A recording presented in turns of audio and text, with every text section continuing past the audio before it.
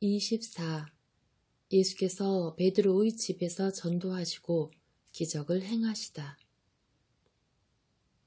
예수께서는 베드로의 장모의 집 정원 어귀에 있는 바구니와 밧줄 더미 위에 올라 앉으셨다.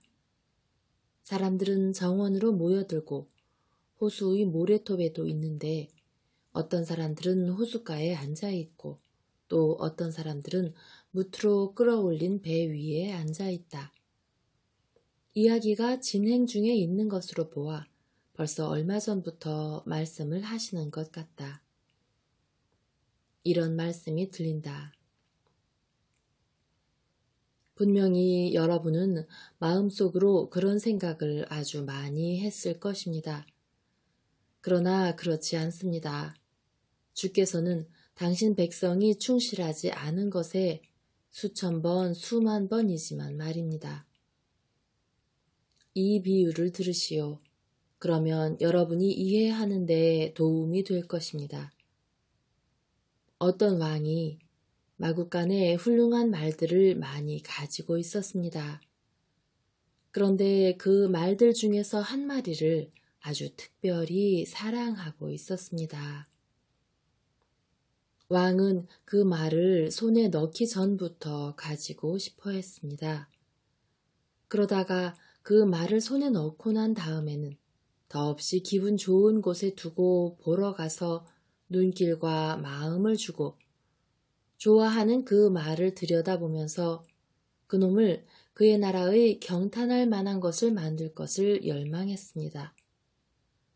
그러다가 그 말이 왕의 명령에 반항하여 불복종하고 다른 주인에게로 도망갔을 때 왕은 그의 고통과 정의에도 불구하고 그 반란을 일으킨 말에게 벌을 준 다음에 용서해 주겠다고 약속했었습니다.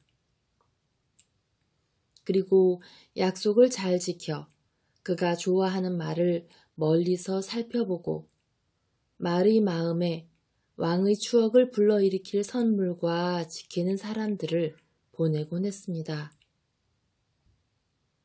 그러나 그 말은 나라 밖에서 귀양살이 하는 것으로 인해 고통을 당하면서도 완전한 용서를 사랑하고 원할 만큼 왕과 같이 꾸준하지는 못했습니다. 어떤 때는 착하고 어떤 때는 악하지만 선이 악보다 우세하지는 못했습니다. 오히려 그 반대였지요.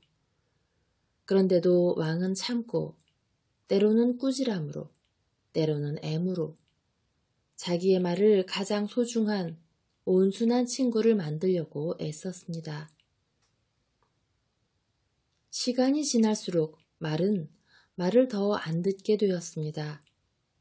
말은 다른 주인들에게 매를 맞으며 그의 왕을 부르고 울고 하였지만 정말 왕에게 속해 있기는 원치 않았습니다.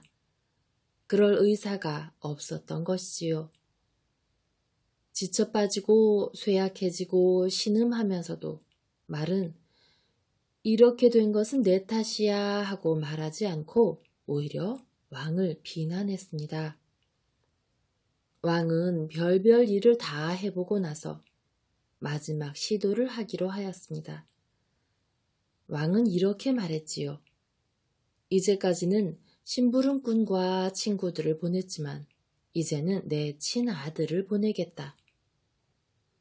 내 아들은 나와 같은 마음을 가지고 있으니 내가 가진 바로 그 사랑을 가지고 말할 것이고 내가 준 것과 같은 애무와 선물을 줄 것이다. 아니 오히려 내 것보다도 한층 더 다정스러운 애무와 선물을 줄 것이다. 내 아들은 나 자신과 마찬가지이지만 사랑으로 승화된 나 자신이기 때문이다. 그리고 아들을 보냈습니다. 자, 비유는 이렇습니다. 이제는 여러분이 말을 해야 합니다. 여러분이 보기에는 이 왕이 그가 좋아하는 말을 사랑하였습니까? 사람들은 이구동성으로 단언하였다. 무한히 사랑했습니다. 말은 왕을 버린 다음에 그가 당한 모든 불행 때문에 왕에게 불평할 수가 있었습니까? 아닙니다. 불평을 할 수가 없었습니다. 하고 군중이 대답하였다. 이 질문에도 대답하시오. 여러분은 그 말이 저를 도로 사서 병을 고쳐주고 다시 기분 좋은 곳으로 데려가려고 오는 그 왕의 아들을 어떻게 맞이했을 것 같습니까? 그야 물론 기쁘게 감사하는 마음으로 애정을 가지고 맞이했을 것입니다. 그러나 만일 왕의 아들이 말에게 나는 이런 목적으로 내게 이런 이점들을 마련해 주려고 왔다. 그러니 이제는 너도 착하고 말 잘 듣고 열의를 많이 가지고 내게 충실해야 한다. 하고 말했다면 말이 뭐라고 말했을 것 같습니까? 아, 그건 물어볼 필요도 없습니다. 지금은 나라에서 쫓겨나서 산다는 것이 얼마나 고통스러운 것인지 하는 만큼 왕의 아들이 하라는 대로 하겠다고 말했을 것입니다. 그러면 여러분 생각에는 그 말의 의무는 어떤 것이었겠습니까? 저에게 요구한 것보다도 더 착하게 되고, 더 다정스럽게 되고, 더 말을 잘 듣게 되어서 지난날의 잘못에 대한 용서를 받고 그가 받은 이익에 대해서 감사를 해야 했을 것입니다. 그런데 만일 그렇게 하지 않았다면요? 그 말은 야수보다도 못한 놈이니까 죽어 마땅할 것입니다. 여러분 잘 판단했습니다. 그러므로 여러분도 그 말이 이렇게 했으면 하고 여러분이 원했을 것처럼 그렇게 행하시오. 내 아버지이고 여러분의 아버지이신 하느님, 하늘의 왕의 가장 사랑받는 피조물들인 여러분 사람들. 하느님께서 예언자들을 보내신 다음에 당신의 아들을 보내신 여러분은 제발 여러분의 이익을 위하여 그리고 하느님만이 그렇게 사랑하실 수 있는 그 모양으로 즉 경탄할 만한 구속의 일을 행하시기 위하여 내 안에 계시는 그 하느님만이 그렇게 사랑하실 수 있는 것과 같은 그런 사랑으로 내가 여러분을 사랑하기 때문에 여러분에게 간청하는 것입니다만 제발 적어도 그 짐승이 그렇게 되어야 한다고 여러분이 판단한 그만큼은 되시오. 그러나 이제까지 죄를 지은 사람들에게는 그래도 핑계가 있을 수 있겠지만 지금은 그 핑계가 없어졌습니다. 전에는 세월이 너무 많이 흘러서 율법이 주어진 뒤로 세상 사람들이 그 율법 위에 너무나 많은 먼지를 쌓아 놓았었기 때문에 핑계가 있었습니다. 그런데 나는 하느님의 말씀을 다시 소개하려고 왔습니다. 사람의 아들은 사람들을 하느님께로 다시 인도하려고 그들 가운데 와 있는 것입니다. 나를 따르시오. 나는 길이요, 진리요, 생명입니다. 군중에서 늘 일어나는 웅성거리는 소리가 일어났다. 예수께서 제자들에게 명령하신다. 거지들을 앞으로 나오게 하여라. 그들에게는 하느님의 용서를 얻기 위하여 그들의 호의를 청하는 사람이 내놓은 많은 헌금이 있다. 누더기를 걸친 늙은이 3사람과 소경 2사람과 곱추 1사람, 그리고 어떤 과부가 빼빼 마른 아이 7을 데리고 나타난다. 예수께서 그들을 하나씩 주의 깊게 바라보시고 과부와 특히 고아들에게는 미소를 보내신다. 그리고 요한에게 이런 명령을 내리기까지 하신다. 이 아이들은 거기 정원에 두어라. 내가 그 애들에게 말을 하고 싶다. 그러나 어떤 작은 늙은이가 그분 앞에 나타나자 예수께서는 준엄해지시고 눈이 타는 듯하게 된다. 그러나 당장은 아무 말씀도 안 하신다. 예수께서는 베드로를 불러 조금 전에 받은 돈주머니와 선량한 사람들 사이에서 거둔 소액의 기부금인 잔돈이 들어있는 작은 주머니를 달라고 하신다. 그리고 모두를 우물 곁에 있는 긴 걸상에 쏟아서 세시고 6몫을 만드신다. 모두 은전으로만 된 대단히 큰 몫과 동전이 많고 큰 돈은 몇 개만 있는 그보다 더 작은 몫이다. 그런 다음 불쌍한 병자들을 부르셔서 물으신다. 당신들은 내게 할 말이 하나도 없소? 소경들은 말이 없고 곱추가 말한다. 선생님을 보내신 분이 선생님을 보호하시기 바랍니다. 그뿐이다. 예수께서는 소액의 기부금을 그의 성한 손에 건네주신다. 그 남자는 말한다. 하느님께서 선생님께 갚아주시기 바랍니다. 그렇지만 이보다 더한 것이 있습니다. 저를 고쳐주시기 바랍니다. 당신은 그렇게 해달라고 청하지 않았었소. 저는 실력자들이 짓밟는 불쌍한 지렁이 같습니다. 저는 선생님이 거지를 동정하시리라고 감히 바라지를 못했었습니다. 나는 나를 부르는 온갖 불행에 관심을 가지는 연민 자체요. 나는 아무도 거절하지 않소. 나는 그저 선생님 말씀을 귀담아 듣습니다 하고 말할 사랑과 믿음 밖에는 요구하지 않소. 아이고, 나의 주님, 저는 선생님을 믿고 사랑합니다. 그러면 저를 구해 주십시오.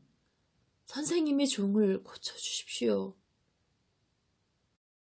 예수께서는 그의 굽은 등에 손을 얹으시고 마치 등을 쓰다듬는 것 같이 문지르시며 말씀하신다.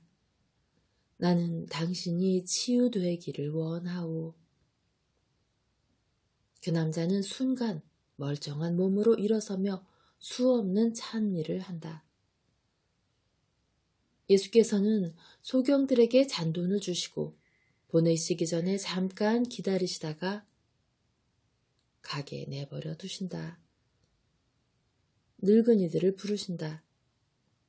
첫째 노인에게 동양을 주시고 돈을 허리에 두르는 돈주머니에 넣는 것을 도와주신다. 그리고 딸의 병에 대하여 말하는 둘째 노인의 난처한 사정에 대하여는 동정을 가지고 관심을 기울이신다. 제게는 그 딸밖에 없습니다. 그런데 지금 그 애는 죽어갑니다. 제 처지는 어떻게 되겠습니까? 아이고, 선생님이 와주시면 좋겠는데요. 그 애는 일어설 수가 없습니다. 일어서고 싶지만 그렇게 못합니다. 선생님, 주 예수님, 저희들을 불쌍히 여겨주십시오. 할아버지, 어디 사세요? 코라진에 삽니다. 어른이라는 별명을 가진 요나의 이삭이 있는 곳을 물으십시오. 정말 오시겠습니까? 제 불행을 잊지 않으시겠습니까? 그리고 제 딸을 고쳐주시겠습니까? 내가 따님을 고쳐줄 수 있다고 믿으실 수 있습니까? 아이고, 그러면요. 믿고 말고요. 그래서 그 말씀을 드리는 겁니다. 할아버지, 집으로 돌아가세요. 따님이 아버지에게 인사를 하려고 문지방에 나와 있을 겁니다. 아니, 그 애가 병석에 누워서 사흘째 일어나지를 못하는데요. 아, 알겠습니다. 아이고, 고맙습니다. 착하신 선생님. 선생님과 선생님을 보내신 분은 찬미 받으십시오. 하느님과 그분의 메시아께 찬미 드립니다. 노인은 울면서 떠나 빨리 걸어간다. 그러나 정원에서 나가려고 할 때에 이렇게 말한다. 선생님, 그래도 초라한 집에 오시겠습니까? 이사학이 선생님 발에 입맞춤하고 눈물로 발을 씻어드리고 사랑의 빵을 선생님께 드리려고 기다리고 있습니다. 예수님, 오세요. 동네 사람들에게 선생님 말씀을 하겠습니다. 가겠습니다. 평안히 가시고 행복하십시오. 그 다음에는 작은 셋째 노인이 앞으로 나아온다. 그 노인은 모든 사람 중에서 제일 형편없는 누더기 옷을 입은 것 같다. 그러나 예수께서는 이제 큰 돈뭉치밖에 안 가지고 계신다. 그런데 큰 목소리로 이렇게 부르신다. 아주머니, 아이들하고 같이 오세요. 젊고 마른 여자는 머리를 숙이고 앞으로 나온다. 그 여자는 불쌍한 병아리들 가운데 있는 가엾은 어미닭 같다. 아주머니, 언제부터 과부가 되었어요? 티슈리 달이 되면 3년이 됩니다. 몇 살이요? 27살입니다. 그 아이들이 모두 아주머니의 아이들이요? 그렇습니다, 선생님. 그리고 저는 아무것도 가진 것이 없습니다. 모두 다 써버렸습니다. 이 아이들을 모두 데리고 있는 저는 아무도 받아주지 않으면 어떻게 일을 할 수 있겠습니까? 하느님께서 당신이 만드신 벌레도 버리지 않으십니다. 부인도 버리지 않으실 것입니다. 어디 사시오? 벳사이드에서 3스타드 되는 호숫가에서 살고 있습니다. 이 사람이 저더러 오라고 말했습니다. 제 남편은 호수에서 죽었습니다. 어부였습니다. 이 사람은 안드레아인데 얼굴을 붉히며 피하려고 한다. 안드레아야, 이 여인에게 나를 보러 오라고 말하길 잘했다. 안드레아는 안심이 되어서 속삭인다. 그 사람은 제 친구였는데 착한 사람이었습니다. 그 사람은 폭풍우 중에 호수에서 죽었는데 배까지도 잃었습니다. 부인, 받으시오. 이것이 한동안은 도움이 될 것이오. 그리고 다른 태양 같은 존재가 부인에게 나타날 것입니다. 착하게 살면서 아이들을 율법을 지키도록 가르치시오. 그러면 하느님의 도움이 없지 않을 것이오. 부인과 어린아이들에게 축복하오. 그리고는 아이들을 차례로 크나큰 연민을 가지고 쓰다듬으신다. 여인은 보물을 가슴에 꼭 껴안고 떠나간다. 그럼 내게는요? 남아있는 맨 마지막 노인이 묻는다. 예수께서는 그를 바라보시며 말씀을 안 하신다. 나는 아무것도 없습니까? 선생님은 공평하지 못합니다. 저 여자에게는 다른 사람들보다 6곱절이나 주면서 내게는 아무것도 안 주다니. 하긴 그건 여자였으니까. 예수께서는 그를 바라보시며 아무 말씀도 안 하신다. 여러분, 모두 이것이 공평한 일인지 생각해 보시오. 나는 여기서 돈을 준다길래 멀리서 왔어요. 그런데 보시오. 너무 많이 주는 사람이 있는가 하면 나한테는 아무것도 안 줘요. 불쌍한 병자인 내게 말이요. 그러면서 자기를 믿으라고 하는군요. 노인, 그렇게 거짓말하는 것이 부끄럽지도 않습니까? 죽음이 노인에게 아주 가까이 닥쳐왔는데 노인은 거짓말을 하고 굶주리는 사람들의 돈을 훔치려고 하는군요. 빈민들에게 공평하게 나누어 주려고 내가 받은 기부금을 왜 형제들에게서 훔쳐가려고 합니까? 그렇지만 나는 입 다무시오. 노인은 내 침묵과 내 행동 방식을 보고서 내가 어떤 사람을 상대하고 있는지 알고 있다는 것을 깨닫고 나처럼 아무 말 하지 않고 있어야 했을 것입니다. 왜 내가 노인에게 큰 창피를 주게 하려고 합니까? 난 가난해요. 천만에요. 노인은 인색한 사람이고 도둑입니다. 노인은 돈 때문에, 고리대금 때문에 살고 있어요. 난 고리대금 한 적 없어요. 하느님이 아십니다. 정말 가난에 쪼들리는 사람들의 것을 훔치는 것이 고리대금이 아닙니까? 고리대금이라도 가장 잔인한 고리대금이 아닙니까? 가시오. 그리고 하느님께서 용서하시게 뉘우치시오. 맹세하지만 입 다무시오. 명령이요. 거짓 맹세를 해서는 안 된다고 했습니다. 만일 내가 노인의 백발에 대하여 경의를 표하지 않았다면 노인의 가슴을 뒤져서 노인의 진짜 마음인 금전이 잔뜩 들어있는 돈주머니를 찾아낼 것입니다. 가시오. 그러나 이제는 작은 노인이 예수의 목소리의 어조를 듣고 버텨나가지 못하고 떠나간다. 군중은 그를 위협하고 놀리고 도둑놈 취급을 한다. 입 다무시오. 저 사람은 옳은 길에서 벗어났지만 여러분도 그 사람과 같이 하지 마시오.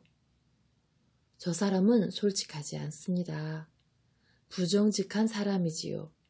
그런데 여러분은 저 사람에게 욕을 함으로써 사랑을 저버립니다. 죄 지은 형제를 욕해서는 안 됩니다. 누구나 다 죄가 있습니다. 하느님 외에는 완전한 사람이 아무도 없어요. 내가 그 노인에게 창피를 주어야 했던 것은 도둑이 되는 것이 절대로 용인되지 않기 때문입니다. 도둑이 되어서는 절대로 안 되고 특히 가난한 사람의 것을 훔쳐서는 안 됩니다. 그러나 내가 이렇게 하는 것이 얼마나 괴로웠는지는 아버지만이 아십니다. 여러분도 어떤 이스라엘 사람이 가난한 사람들과 과부에게 피해를 입히려고 율법을 저버리는 것을 보면 고통을 느껴야 합니다. 재물을 탐하지 마시오.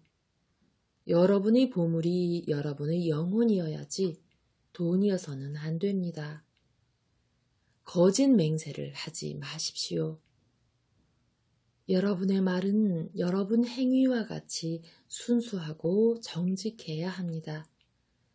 이 세상 생명은 영원하지 않고 죽음의 시간이 다가옵니다. 여러분이 죽을 때에 여러분의 영이 평화로울 수 있도록 의인으로 산 사람과 같이 평화로울 수 있도록 살아가시오. 집으로들 돌아가시오. 주님, 불쌍히 여겨주십시오. 여기 있는 제 아들은 그를 괴롭히는 마귀 때문에 말을 못합니다. 그리고 여기 있는 제 동생은 더러운 짐승과 같습니다. 진창 속에서 뒹굴고 똥을 먹습니다. 이 애의 의사와는 관계없이 마귀가 그런 더러운 행동을 하게 만드는 것입니다. 예수께서는 그분에게 애원하는 사람들 쪽으로 가셔서 팔을 들고 명령하신다. 이 사람들에게서 나가고 하느님께 그분의 사람들을 넘겨드려라. 고함을 지르고 외치는 가운데 불쌍한 두 사람은 나았다. 그들을 데리고 왔던 여인들은 땅에 엎드려 찬미한다. 집으로들 가시오. 그리고 하느님께 감사를 드리시오. 모두에게 평화가 있기를 바랍니다. 자, 가시오.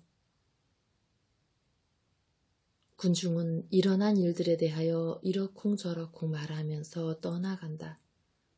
네 제자는 선생님 둘레를 애워싼다. 너희들은 잘 들어두어라. 이스라엘에도 모든 죄악이 있고 마귀가 그들의 소굴을 여기에 차려놓았다. 입술을 벙어리가 되게 하고 오물을 먹으면서 짐승처럼 살게 만드는 것만이 마귀 들림이 아니다. 오히려 더 실제적으로 더 많은 마귀 들림은 정직이 돌아오지 못하게 마음의 문을 닫고 마음을 더러운 악습의 소굴을 만드는 마귀 들림이다. 아버지. 예수께서는 괴로움에 압도되어 주저앉으신다.